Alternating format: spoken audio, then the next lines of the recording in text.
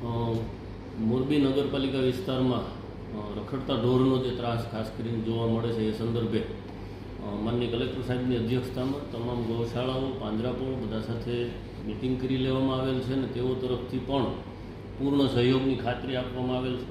Tender પ્રક્રિયાના અંતે agency પણ ઢોર પકડવા માટેની નક્કી કરી લેવામાં આવેલ છે અને આજથી જ અલગ અલગ વિસ્તારોમાંથી ઢોર પકડીને પાંજરાપોળ અને ગૌશાળાઓમાં મૂકવાની કામગીરી શરૂ કરવામાં આવશે.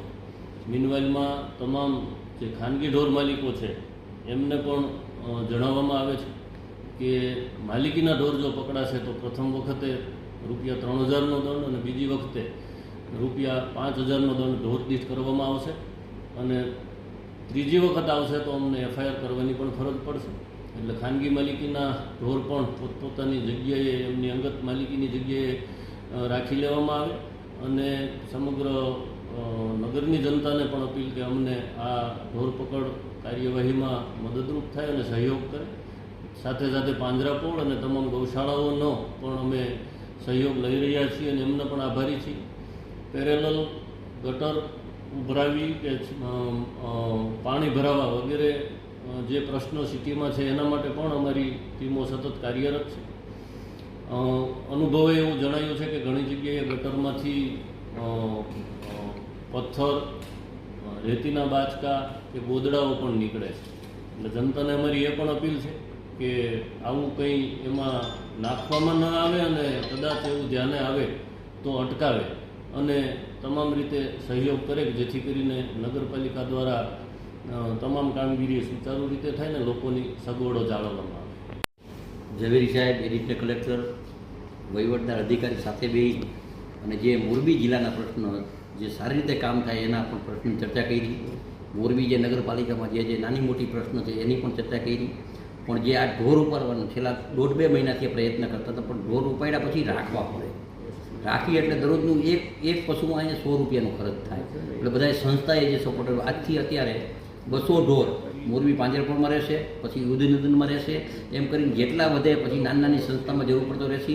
પણ મારું એક આહવાન છે કે જ્યારે આ ઢોર ઉપાડીએ નગરપાલિકામાં ત્યારે રાતના ઢોર ઉપાડે ત્યારે થોડુંક ટ્રાફિકની સમસ્યાનું ધ્યાન રાખે, કોઈને કાંઈ લાગે નહીં એનું ધ્યાન રાખે.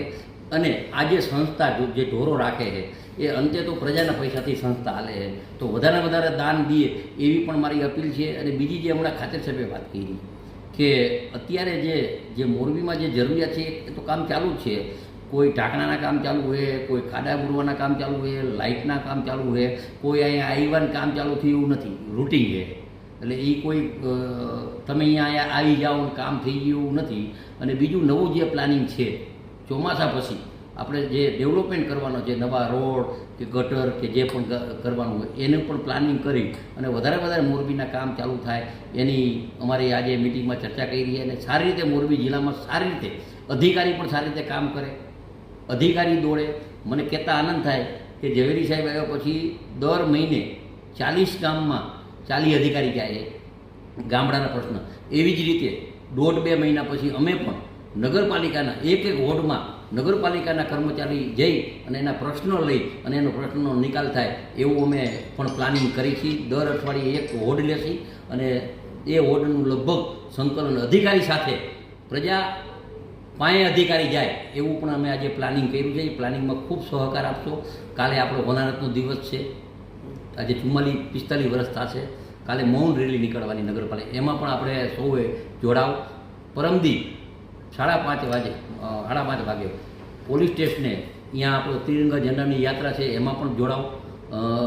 સૌએ સાથે મળી અને મોરબીનો સારી રીતે વિકાસ થાય અને સારું કામ થાય એના પ્રયત્ન કરી. પણ મારી વિનંતી છે વિરોધ પક્ષને કે તમે વિરોધ કરો પણ વિરોધ સાથે ખોટા બુમરાણ કરી અને ખોટી રીતે જે અમારા કર્મચારી પાસે જાણવા મળ્યું કે આ બાચકા અમે નાખ્યા છે એવું ન કરો. તમે જે કરો એ પ્રજાને ખબર છે, અમે જે કરી પ્રજાને ખબર છે. ખુલ્લી કિતાબ છે. અરે કંઈ સાની માની વાત નથી. એટલે ખોટી રીતે મોરબીની પ્રજાને હેરાન ન કરો એ મારી નમ્ર વિનંતી.